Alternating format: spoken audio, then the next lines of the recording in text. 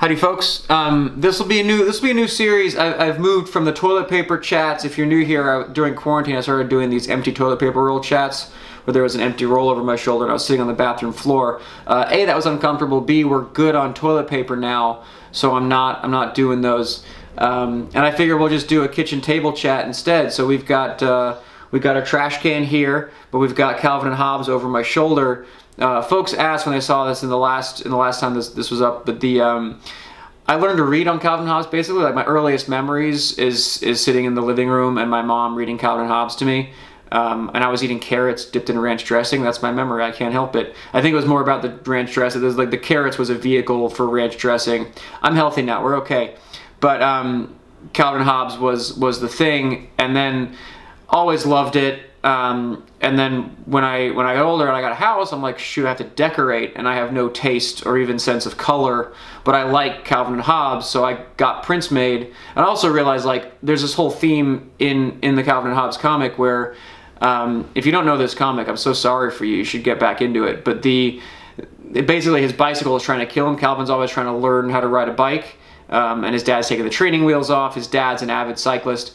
But the bicycle is there's in Calvin's mind, it's a sentient being trying to murder him, and he's always trying to dodge it. And as an adult, it went from funny to appropriate of the bike trying to kill me. So when I got a house, I was just like, oh, I have no taste. I'm just gonna get prints made of like all the bicycle themed Calvin and Hobbes comics.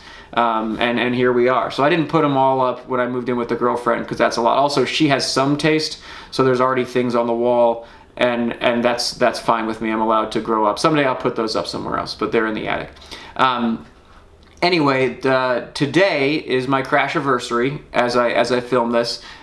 This time last year, I had the worst crash of my life. I was training to go to the Olympics for the track, hopefully, and that would have been this summer. So I dodged a lot of bullets in working towards that, but I dodged them by not being hit by a literal bullet, but being very damaged personally. I crashed on a track, trying to race, and I screwed up. So I've got the collarbone scar here. That's actually not that bad. They did a good job on that one. I got the good one is this guy from my scapula. So they had to cut me open and fix my shoulder blade there, my broken wing, get that back in order.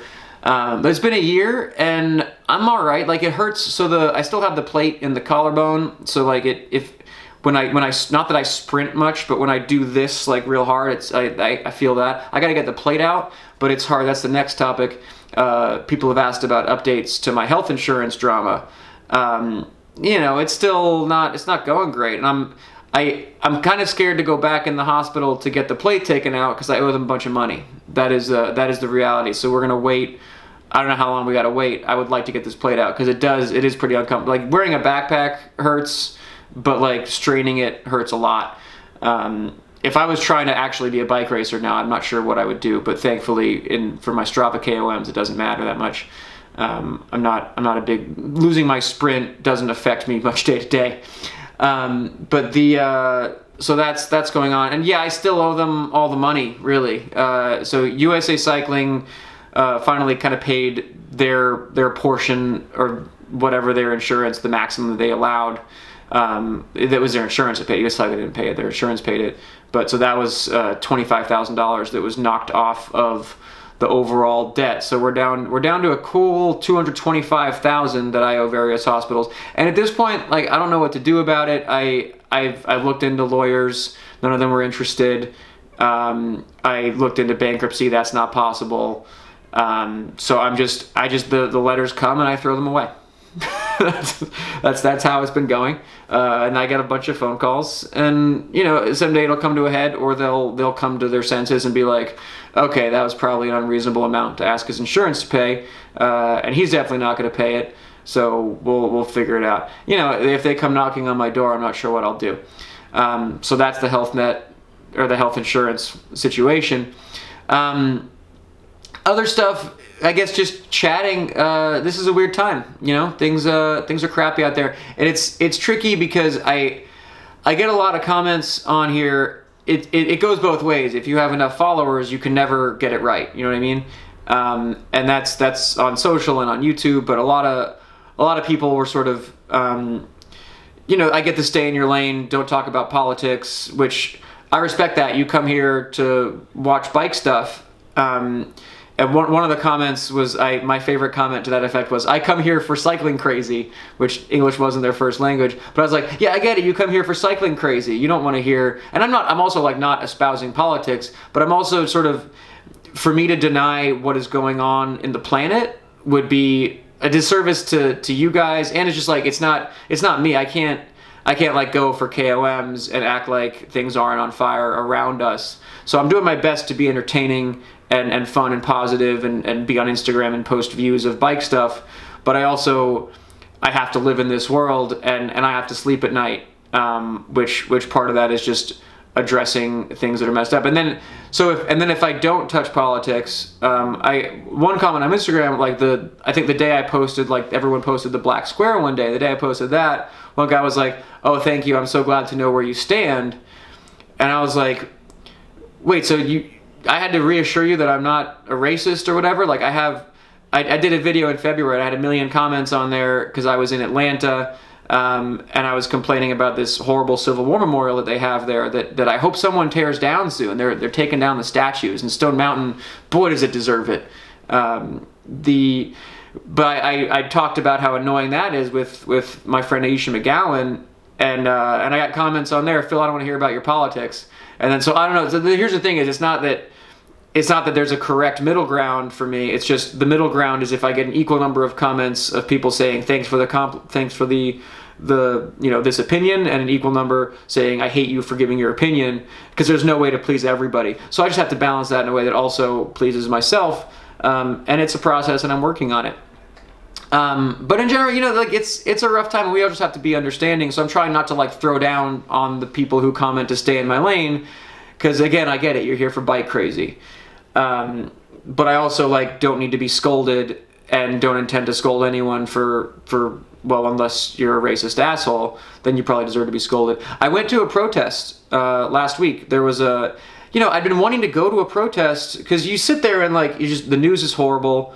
The news was horrible before all the protests and whatnot, and so I want to do something, but you feel powerless just sitting there reading it, and it's disheartening. But I also don't want to go to a big mass of people because there's a pandemic going on. So then I saw a friend posted a thing. It was like a cycling protest. It was organized by like a group that tries to get people on. It was bikes over banging, and bikes. So banging as in gangs, and then bikes as in motorcycles. But they also had, so the protest was like motorcycle themed, but there was sort of a bike portion and a walking portion. It wasn't referred to as a protest, it was a demonstration. So a lot of the protests were happening in like the rich white neighborhoods in LA. So this one they had in Crenshaw, and like the blackest of neighborhoods in the city. So the idea was, we're not going to tear anything up. This is our area. And it was really cool, and there was nothing scary about it, and we were socially distanced, as much as you can be, because you're on bikes. Everyone was wearing masks, so it felt good to do it. It felt like a worthwhile risk, if it's a risk. It's a week later. I don't feel sick.